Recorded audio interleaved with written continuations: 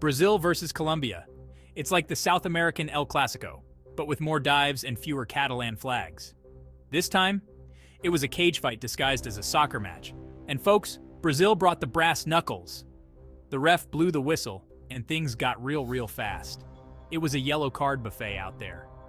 You had tackles flying, players rolling around like they were in a low-budget action movie. Honestly, it was exhilarating.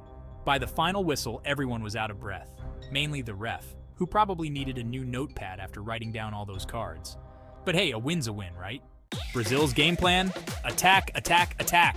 From the very first whistle, it was clear that they were not here to play it safe. They were relentless, pushing forward with every opportunity, leaving no room for the opposition to breathe. It's like they were possessed by the ghost of Garrincha. Every dribble, every feint, every move seemed to echo the legendary skills of the past. The spirit of Brazilian football was alive and well on that field. Or maybe they just had a really good pre-game meal. Whatever it was, their energy levels were through the roof. They played with a hunger and determination that was palpable, as if they had something to prove. Either way, they were on fire. Every goal was a testament to their hard work and dedication. The celebrations were electric, with fireworks and confetti adding to the spectacle.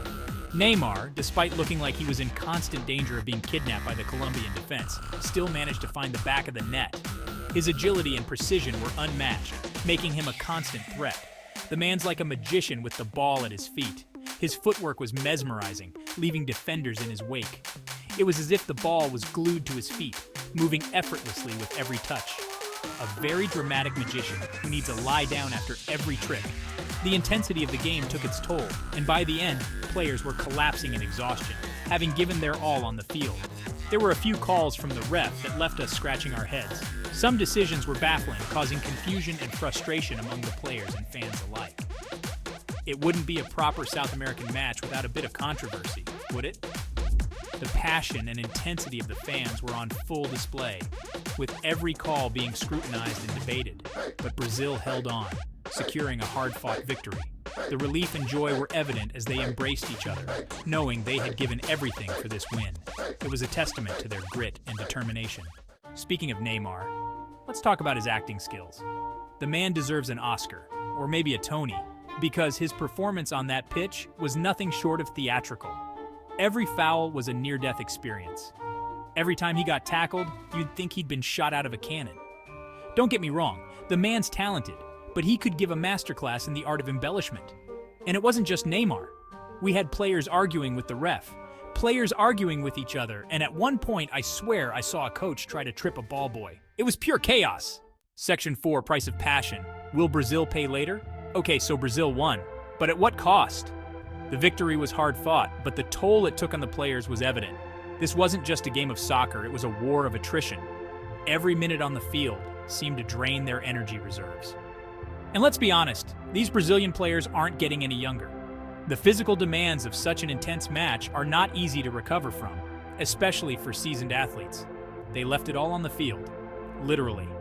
Their commitment and passion were undeniable, but so was their exhaustion. By the end, they were hobbling around like they'd just finished a marathon. The sight of them struggling to walk was a stark reminder of the physical price they paid, which, knowing how much some of them like to roll around, they might actually think they did. The dramatics on the field often mask the real pain and injuries they endure. So will this intense match come back to haunt them?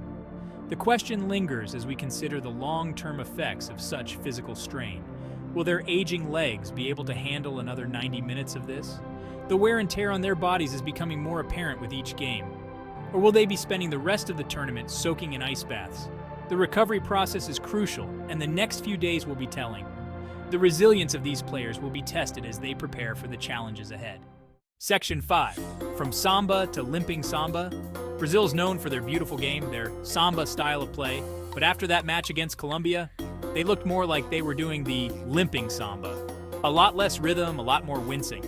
It's all fun and games until someone pulls a hamstring. And by the looks of it, several someones might have. The medical staff are probably going to need a vacation after this tournament. And a raise. So can Brazil keep up this intensity? Or will they be forced to tone it down to save themselves for the later stages? Only time will tell. Section 6. A World Cup of ankle braces awaits. One thing's for sure. This World Cup is shaping up to be a grueling one. The intensity on the field is palpable, and the stakes have never been higher. Every match feels like a final, and the players are giving it their all. We're not even at the knockout stage yet, and already it looks like a battlefield. The sheer physicality of the games is taking a toll on the athletes. Injuries are becoming a common sight, and the medical teams are working overtime. And the physiotherapists are the real winners. They're the unsung heroes, rushing to the aid of players, ensuring they can get back on their feet and continue the fight. Their expertise and quick actions are crucial in these high-stakes moments. Maybe instead of the World Cup trophy, they should just give the winners a lifetime supply of ice packs and painkillers. The way things are going, recovery tools might be more valuable than the trophy itself, because at this rate, that's all they'll be needing after the tournament. So buckle up, folks. The road to victory is paved with challenges, and only the strongest will survive. It's going to be a bumpy ride. The physical and emotional strain is evident, and every team is feeling the pressure. The journey to the final is fraught with obstacles, and resilience will be key. And if you're a Brazilian fan, maybe invest in some good knee supports. You might need them. The passion and energy in the stands are unmatched, but the stress of watching your team battle it out can be overwhelming. Stay prepared and stay strong.